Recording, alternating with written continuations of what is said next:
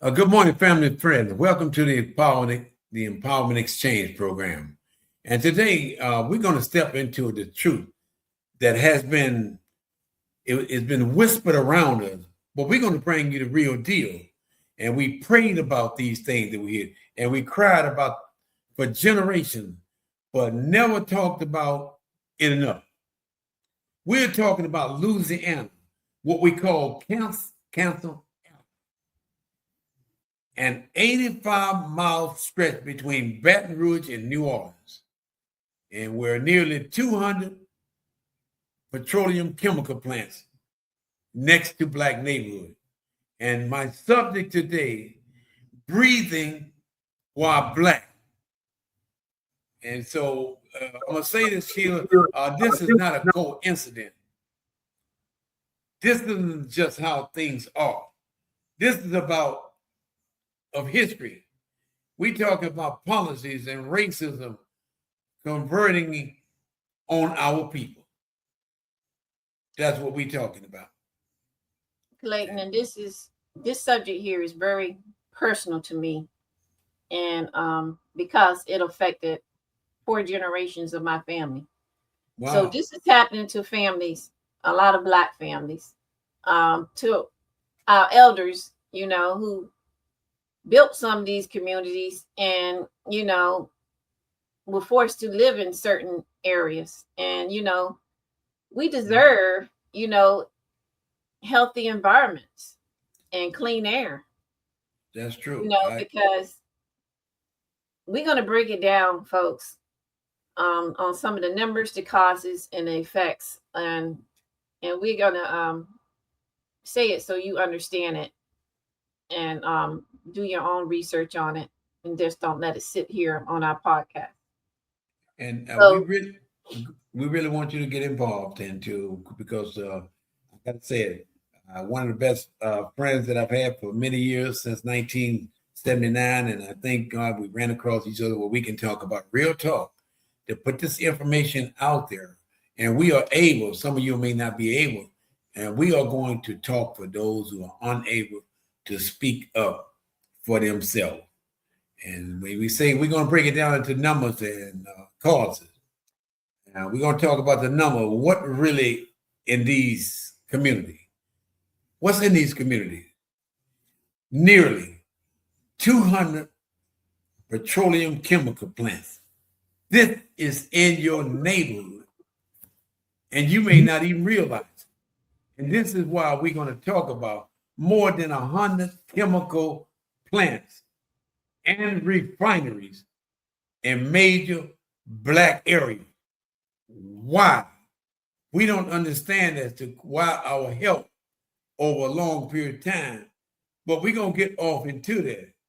And in St. James Parish, for you all that are living in St. James Parish, 20 of 24 major industrial facilities are in black neighborhoods. In black neighborhoods. And when we talking about generation, Sheila, if some people, your family keeps staying in that same area, and got all these your chemical plants around them, their health eventually going to deteriorate over a period of time. And they're going to pass this on to their kids. But these are not just small operations. These are massive facilities. They producing stuff like plastic, fertilizer, gasoline, and chemicals that release toxic into air every single day. People, I need you to understand. We have them right here. We just had one plant blew up. They make plastic. And look what the environmental cost after exploded up. We don't know. It's mostly all black neighborhoods. And I just want you to understand this is happening every day, Sheila, right here in Louisiana, in my surrounding neighborhood. These chemical plants. Yes, and I think it's happening everywhere, Clayton. It's just, I did my own research in Delaware, and Delaware is number one in the nation for triple negative cancer, and black women are dying at an alarming rate. and it's 70% of cancers. We have a lot of chemical plants up here in runoffs. Wow. 70% of all cancers are environmental. So this is an important and very passionate subject. What I educate and advocate for people to take care of their health, and they know their history and know where they live at. You may see a beautiful neighborhood with brand new houses, but be careful. You got to do your research. What is surrounded by that neighborhood? Do you see 2 stall stacks of chemical plants coming out? You're breathing all that stuff. It's in your water system. So it hits hard. Black communities and regions, the cancer risks are up to 47 times higher than what the EPA, the Environmental Protection Agencies, consider acceptable. And I don't understand that. How high? 47 times higher than what the Environmental Protection Agencies consider acceptable. 47 in the Black communities. Wow. Isn't that, I mean, wow. That is pretty high. That is alarming to me. Well, somebody need to be in, I mean, they need to start arresting these people, because why is that acceptable? Why? Right. Why are we getting numbers like this and nobody's doing nothing about it? We have one neighborhood, a Black neighborhood, has the highest industrial air pollution cancer risk in the entire United States. And it hurts me because I got 4 generations of cancer in my family. Wow, that is 4 generations. And was all of them sort of raised in the same environment around well, you say chemical plants all around Delaware? Well, the railroad, the coal mine, Pennsylvania. You know, that's where my family came from. You know, so exposure, you get pregnant, and guess what that does? That does. It affect your baby. It affect your lung system, and it's like cancer. It starts spreading. It's passed on. You're right. For you out there that are listening to this, please share this information. We are here to advocate. Most of y'all probably don't even know that this is all in your neighborhood. These chemical plants. It's like I said, we just had one blew up, Sheila, and it caused all type of major fish and stuff was dying. I mean, they should have had evacuation after a certain. They had evacuate for so many miles. And so again, this is what we talk about. And you said it right. It's mostly in a Black neighborhood. Roseland is mostly Black neighborhood. Roseland, Amen, Kentwood, all those places are Black neighborhoods. And so when you say 47 times, people listen to what I'm saying. 47 times. Imagine hearing that and still being told every day is within the legal limits. You being told that. That's bull. I want to say something else, but say it, man. We're gonna talk real talk. But that is bull, because just because somebody says something legal, Clayton, it don't mean it's safe. Right. I mean, safe don't mean it's equal. That don't mean it's right. Just because you don't live in that neighborhood or somebody else don't live in that neighborhood, they're not worried about it, because all the industrial stuff and chemical plants and railroads are mostly put in the Black neighborhoods. They're building those around those neighborhoods, Clayton. And it's for a reason. It is for a reason. People need to understand, but like I say, the cause and the effect. Why can't they put these chemical plants in the white neighborhood? Why? They're supposed to have all the land. So why would you want to, people's. The infrastructure was put in place during slavery. I mean, it just, how did this happen? I mean, to understand, Sheila, they call it the Cancer Alley. What does that mean to you right now when I say Louisiana known as a Cancer Alley? Just that alone, what would they be telling you if you're on the outside? That means that you're moving or you're living in an area where you're prone to get cancer Um, Exactly. and if That, they name it like Cancer Alley, I can't understand how people accept that. I really don't understand why EPA is allowing these rates to be so high, 47 times higher than what's acceptable. What is acceptable? Is it a different standard for blacks versus white? right. That's the question. What is it? You know, Look, it Sheila, talks about, the black families with descendants of enslaved people, Clayton, right? yep, you're right.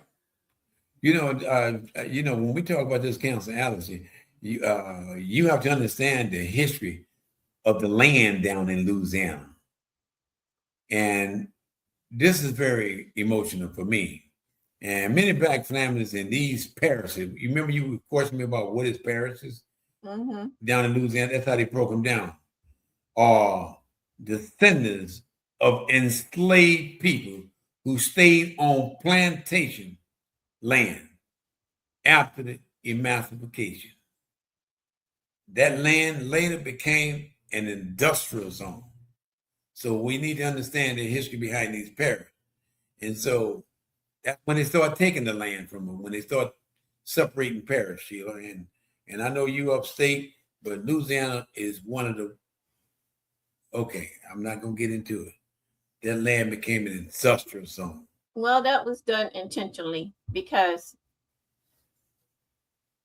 they knew what the industrial zone area contained and consisted That's true. of. The power lines, all that stuff. Why they won't put them nowhere else?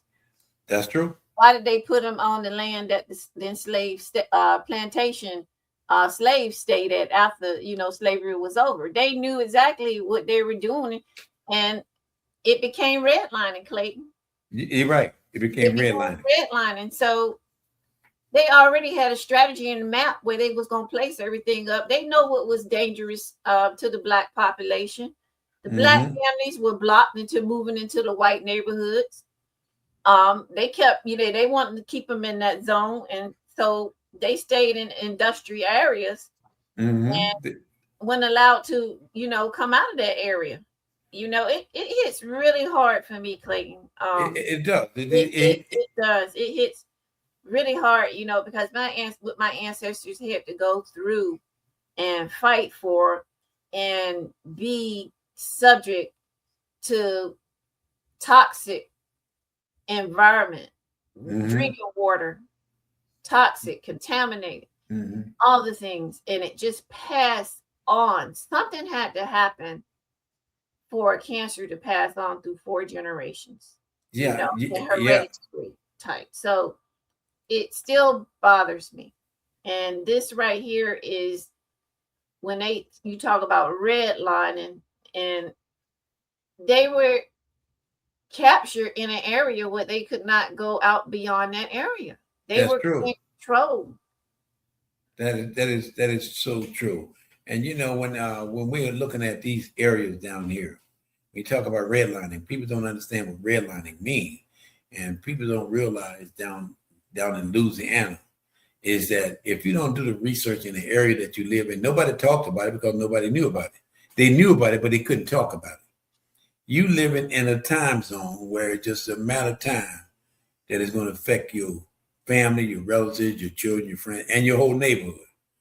But when we have advocates, like you and I, to open people's eyes, make them aware of what's going on around them, why your kids are getting sick, why is your generation have it's a generational thing. These are questions that got to be addressed. Where did you live? How long you lived there? What type of environment was there? How many chemical plants? These are things that I think people need to address. And when you say that your family had dealt with generational, 4 generation of it, and like I said, I salute you. And but we're gonna get into that. But we want you to talk about these things and where you were and what you're doing to help other people. And then when you talk about the red line, then it came to zoning laws. And St. Jane Parish, a federal lawsuit claimed that parish intentionally placed polluting industrials in major black districts. Intentionally, Sheila. So you want to know why? Well, this is the best place to put it at. No. Let's put it in a white neighborhood. They intentionally put them into the black district. And that's not an accident. You can damn sure believe that.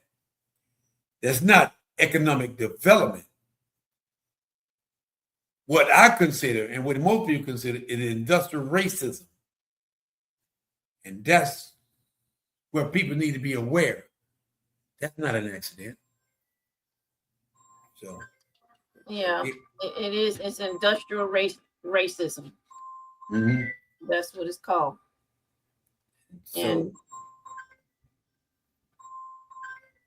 I know. Let it go. Let it go, Clayton. Let it go. Yeah. So black residents filed civil rights complaints, Clayton. And now, for black resident filed what now? They filed, you say the zoning and stuff. They filed civil rights complaints under, Title V. Okay. And they said the state was permitting plants in ways that harm black communities. And where you at, Louisiana Environmental Agency just dismissed them. It's like, I don't want to hear that, Right. They didn't care. But Sheila, I'm gonna go like back your again. Tax dollars are paying for environmental safety, right? Exactly. Now think about that now. It's things that people just overlook. They just assuming. And I mean, when I look at this pattern, let's talk about the pattern. It becomes very clear to me and to you is that black land, black neighborhoods, black bodies became the dumping ground for America, for all these chemical plants empire, petrochemical empire. That's where they made the money at. And you want to know why? What is the human cost of all of this? Let me ask you this. Do they have landfills where you at? Yes. Matter of fact, your black neighborhoods or what? Yes. You know what, Sheila? Oh, man, I'm glad you said that. I didn't even think about it. Mm-hmm. When we go to dump our trash, we bring it to a landfill. And guess who surrounded that landfill is black. Black people used to own the landfill. But because they poor, the state bought all that land from a poor black man. And now they're making millions of dollars. But wow, I didn't think about it. It ran all black neighborhoods. And that's the way we take to our landfill at. So I want to talk about, since I'm a health advocate, what this does to people. Mm-hmm. With all this environmental corrosion, plants and industrial areas where they keep it in certain zones, what it's doing to us. It's chronic respiratory issues. Right, exactly. Asthma. Me. Right. Rashes. Reproductive problems. Miscarriages. Maternal health complications. And go to the doctor, they don't believe you in no pain or something not right, especially when you're a black woman. You know, so. But Sheila, I just for all you all listeners out there, we're gonna break this down when she said chronic respiratory issues. Because you're breathing in all that toxic when you think, Sheila, and we don't realize. So that's what's that gonna do? That's gonna damage your lungs. Exactly. Mm-hmm. And you see people gonna be on oxygen, or is respiratory is serious. I have asthma myself, and I didn't have. I served 20-something years in the military, and didn't get anything until I came here. So what is that? Yes, I tell you, our state is number one for triple negative breast cancer in Black women. 70% of all the cancers are caused by environmental. In the area around the base, which I breathe the Lions Club, it's a cancer zone. It's cancer zones all around here. Wow. And I think I take. We're going to do our homework on Louisiana, and I'm going to find out where the cancer zones are at. But I know where the cancer zones at, and they're still building nice, beautiful neighborhoods. Mm-hmm. State has a chemical runoff, and DuPont was the main factor of making all the plastics and all. That's right, DuPont. You're right, DuPont. And so it's so much here, so much on the water. We're right on the water. And so again, Sheila, when you lay around, you name 5 different things. How people start developing rashes and stuff all over their body by exposing to these chemicals. Now, let's talk about the reproductive problem for women and the effect that they would have, and how miscarriage and maternity health complications. And sum it up as to what does it mean by reproductive problems and miscarriage and maternity health issue caused by this. If you're exposed to things, that exposes you, and if you're pregnant, to your child. That's true. That is absolutely true. So when we are looking some of these things can be inherited, like cancer in my family is hereditary. Wow. So you don't know. I don't know what caused that, but I know that my grandmother, who I never met, they lived in Pennsylvania near the coal mines, and I know they probably were exposed to toxic things like that. But in that reproduction, you try to have kids, you can't have kids. Some of that stuff makes you sterile, being exposed to all these things, and it causes other women problems, Yes. Well, I think these are the things. And then there is cancer. Family, where almost every household, they have lost someone to cancer. It runs in our family, but we don't know where to start. We don't do our research. That my grandmother, she lived around these plants, and like I say, that's become hereditary. And that's the thing that community where funerals, they feel like a monthly ritual because people are dying at an alarming rate. And nobody taking the time to say, why are people dying? Why are so many people in this area? They coming up with all type of cancer issues because of the environment, the toxic that they live around. We don't realize what we're breathing in because they come with no smells. It's just in the air.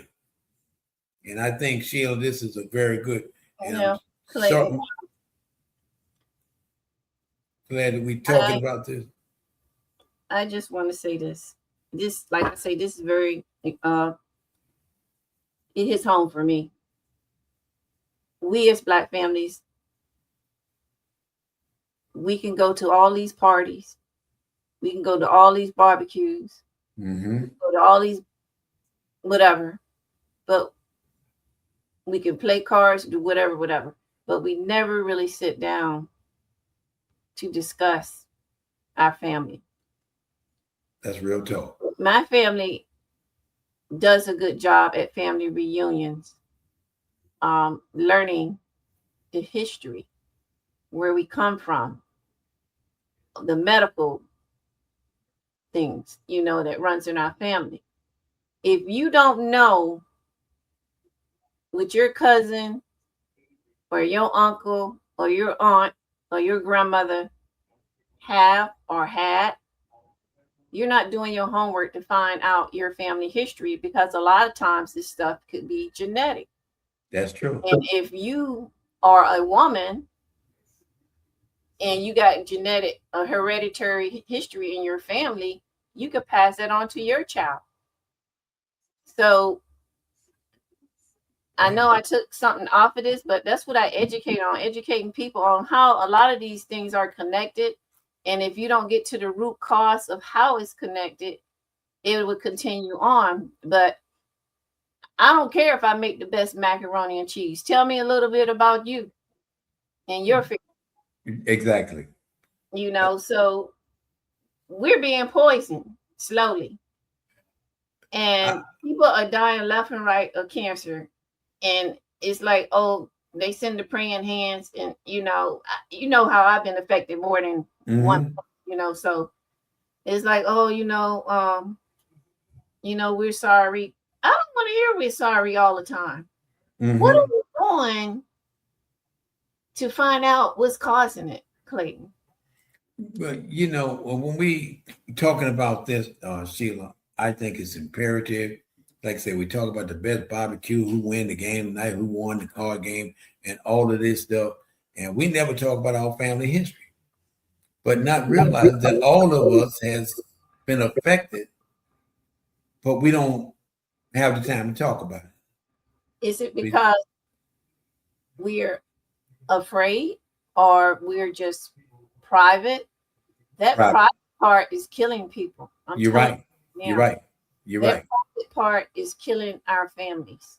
You're right. We have to be more open, it's hard, about saying what's going on with us. So everyone in the family is aware. And I say this as an advocate, it's very important that your doctor know your family history. Because that's true. Cancer, and I'm going to say this, white cancer and black cancer is different.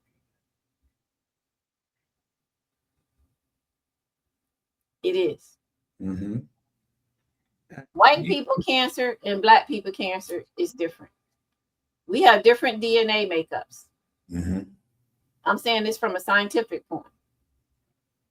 So when we don't get into clinical trials and things like that to find out what's going on, the clinical trials are mostly done on Caucasian people. So if they make a treatment for cancer for the Caucasian, it'll work for them. But will it work for blacks? It may not be. So you can give me the same drug that you give somebody else, and I can have different side effects. That's true. And Sheila, that's the part that breaks me. Because when you look at these maps that we just talked about, where it's all these different plants and all these different pipelines and the flares, they really line up almost perfectly around black neighborhoods. Conveniently, they always shows up in black neighborhoods. That's not a coincidence. I mean, when you look at it, that is not random. It's not an accident. That's the way the system is structured. And let's talk about voice from the ground, Sheila. I mean, people on the ground, what they need to do. Well, black communities need to fight back.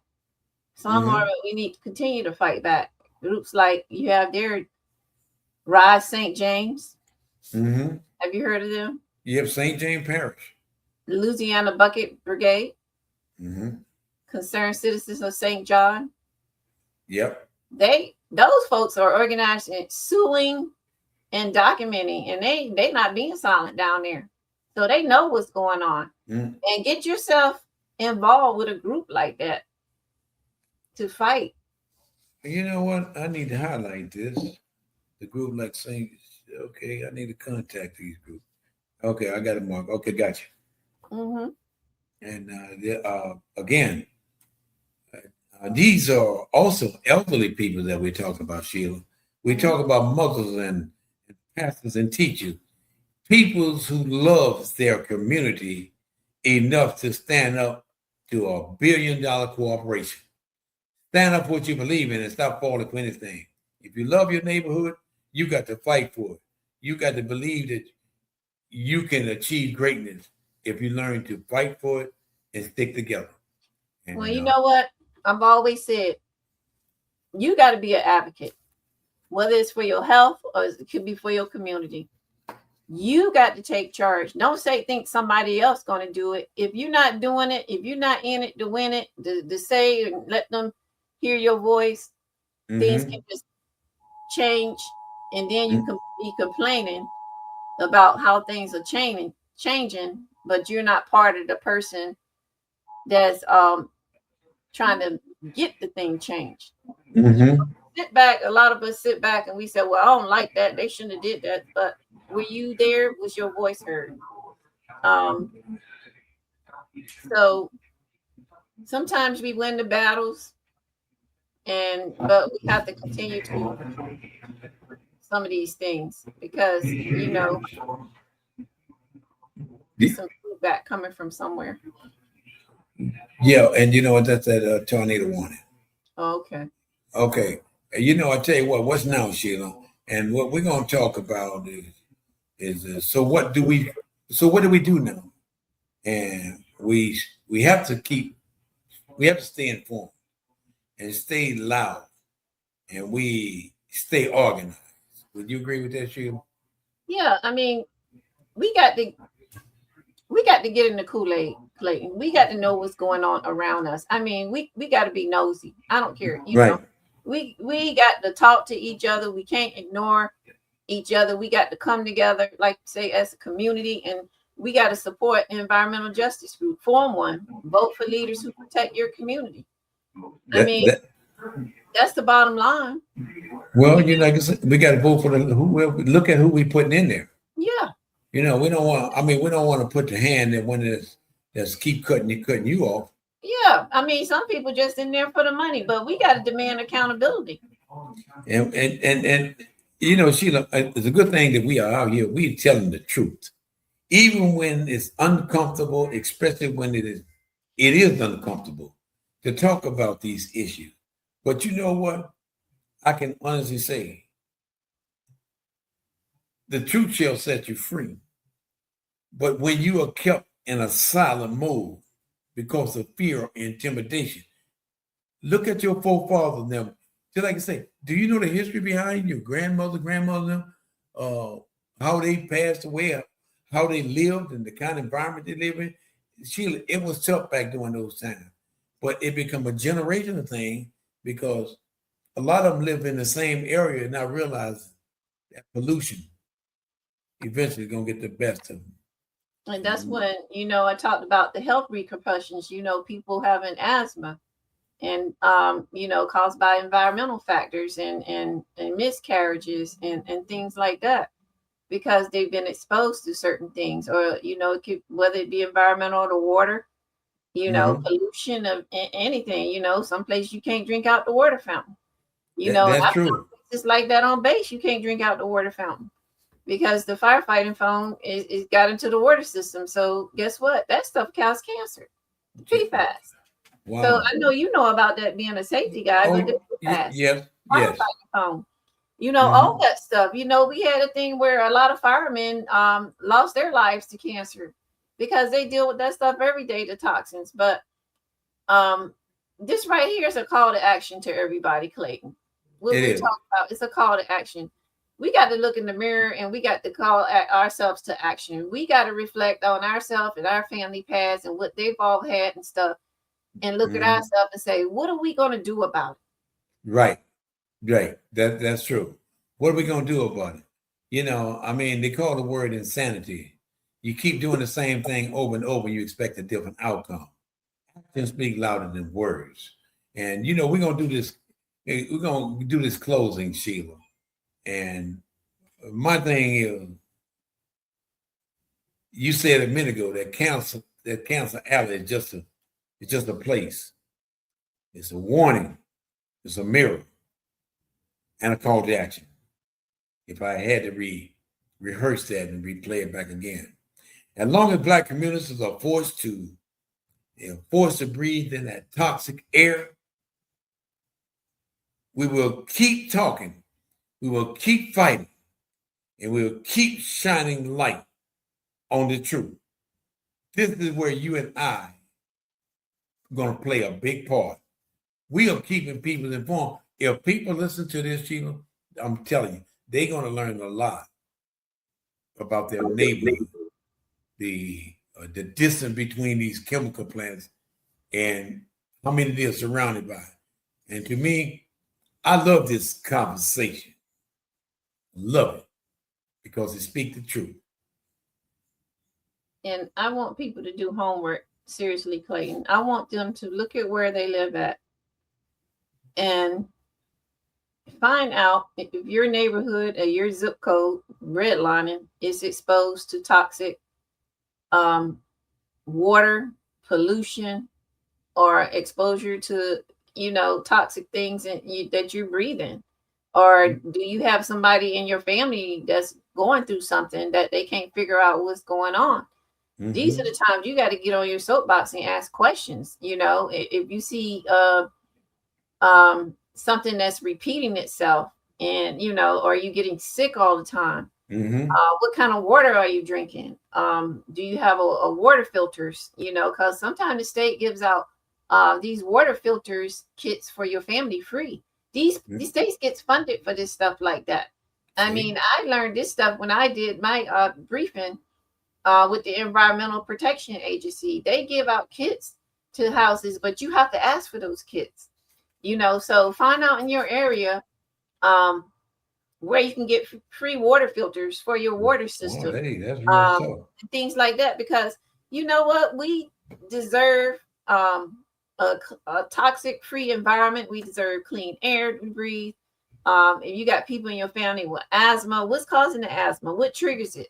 You go to the doctor, you got asthma. From why? What's the root cause of my asthma? Is it where I live? It could be. Oh, well, these are things you got to ask questions. Yes.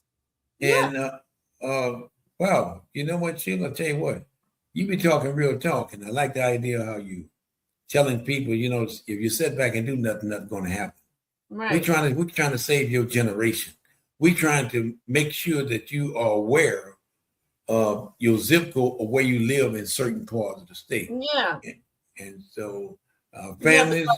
Here, Clayton, we have a lot of fields, and it's Delaware is flat, so it's a lot of fields, and they spray a lot of chemical, and they use the little airplanes to spray. Whoa. Yeah, and I live right by a field. I mean, right behind me. And that stuff they spraying out of those planes is toxic chemical. I'm surrounded by fields, so I'm very cautious, and I think that's the reason why I had respiratory problems, because I didn't have any until I got here. So I know it's environmental, and so have you ever done a research? Have you ever done a deep dive on the amount of people that is in Delaware that have got environmental issues because of the location? Oh yeah, I know the areas. I know the exact areas. I briefed it. Oh, okay. Yeah, and I briefed it in church too. That's why I'm saying, just because something pretty, they don't mean it's safe. They're building all these new neighborhoods really fast, and some of the areas they're building these neighborhoods in are by industrial zones. And a lot of people, you would think lower income people would be more prone to cancer, but some of the people living in these new neighborhoods, it doesn't have anything to do with their income. It's just the exposure of where they're at. Yeah, I did that research. Mm-hmm. But Sheila, it really touched me, and we're talking about Chester promises, and the reason why, because cancer is real, and like I say, it could have been an environmental thing. Could you tell, for those out there and they hear your story, could you tell them about why did you all start this organization? Just to let people know how involved that you are and how serious that you and your sisters and families are. Well, we started the organization because we couldn't understand how my grandmother and all her daughters, which include my mother, passed away from breast cancer before, in their early 40s. By the time they were in their early 40s, 41, wow. 42, they were deceased. And my mother never really knew her mother because her mother passed away when she was 5 years old. So, and then my sister got cancer, and then my sister's daughter, my niece, got cancer. So that's like 4 generations of cancer. And luckily my sister and my niece survived. So we did a lot of research, and we're finding out some of our third cousins got the same type of genetic gene, that's hereditary. So it could be passed on by a man also, but most men don't get genetic testing. So what my word is, my sister started Catch the Promise when she was going through her fight, and she had a very tough time. And so we advocate for people, we educate people, we help families and support them if they're going through cancer and their kids. And I'm the Delaware ambassador. My sister's in Virginia, and my niece, military veteran, also is in Atlanta, and she was diagnosed in her early 20s with cancer. So we're very passionate about educating people and letting them, make them aware cancer does not discriminate. It don't care. It don't care how old you are, and if you're not talking to your family about what's going on, what kind of diseases people carry, you're harming your children and your youth, because they could be carrying something that they're not even aware of. That's why I'm so passionate about cancers. It's not just one cancer, because if you talk to a genetic counselor, you prostate cancer, ovarian cancer, breast cancer, stomach cancers, those genes are all related. No, you said that most of these things are caused by the pollution. I mean, the 70% cancers are caused by the environment. 70% of the cancers are caused by the environment. And the air we breathe and all the stuff, we have no idea. And that's why I got mad when I hear the EPA authorized EPA, that with health, environmental protection, and how you get fined if you over the limitations, right, things like that. But your EPA down there is 47% over the required amount. That's very high. Who is in charge of that? See, the same people that bring the plants inside of the Louisiana. But who is running that? What is your governor doing? What is He part of the problem. But to be quite honest. But it's a problem because most of the industrial areas are in the lower income Black communities. You're right. So that tells me we're not worried about that. We just put our money over here. Somebody need to stand up. But that's all I got to say. But Catch the Promise, we support, we advocate. Some people don't want to talk about things, but they'll come around. We get people to, tell your story, because your story can help somebody else tell their story. And because some people, when you go through things, you struggle, they struggle alone, but really they're not alone. Somebody else can be the voice for them if they let them. But families need to be, it's not one person that struggles. And like in my case, it's the whole family, so one person, we don't let one person struggle anything alone, because that's what we're here to support. Now, Sheila, if for people that wanted to know about these cancer, how would they get hold to you all? If they're in the area, how do they get hold to Catch the Promise? Is there a website or there a number? Yes, because this is real talk. Yes, I have a direct email, Sheila, SHEILA at catchthepromise.org. Is Catch the Promise all together. You can even go to catchthepromise.org, and you can look up our webpage and you can hear our story. You can see what we're doing in the community. We're empowering breast cancer survivors and survivors, because we partner with City of Hope too. So, if you're a survivor or you going through cancer, if I can intervene, I think you mentioned something about your son develop a website that they can go on there, and whatever kind of cancer that you're dealing with, they can just go on your webpage and they just, y'all don't went above and beyond to educate people. Yes, he did AI. He's certified in AI. So if you go to our website, you can ask a question and it'll come up with an answer. But we also suggest you to talk to your doctor about your certain case, because cancers is so many different types that affect people, and you have to be specific on what type you have, so you can know what's the right action or treatment plan that you need to get. Like I say, our cancers, our DNAs are different, and when we go to these doctors, we need to understand we don't want them to tell us what they think. We want to ask questions and take someone with us. And if you don't ask questions, these doctors just going to do what they want to do. Mm-hmm. So you got to stand up for yourself, or somebody in your family got to stand up for you. We found that out because it's a lot of bias, especially right now in the healthcare system. You're right. And if you don't holler stuff and stand on somebody's desk and tell them what you do and ain't going to do, and if we don't get in clinical trials, I know a lot of us is afraid of clinical trials, but that's where the money is going at, and that's where the people are being cured. Oh, you know, hey, I'm glad that we're talking on this subject, and I will say this: it's motivation, it's emotional, and it's the fact that we're touching a lot of families. This is what our job is: to reach out to the community and to be able to share information. Hey, my family, believe me, I've learned something by this conversation. So what we're asking families, we want to thank you for listening to this powerful conversation. It's about your health. It's about your well-being. We want you to stay aware. We want you to stay empowered. And we want you to stay breathing through this toxic environment that you may be around or could be passed on for generations. But again, I want to thank you.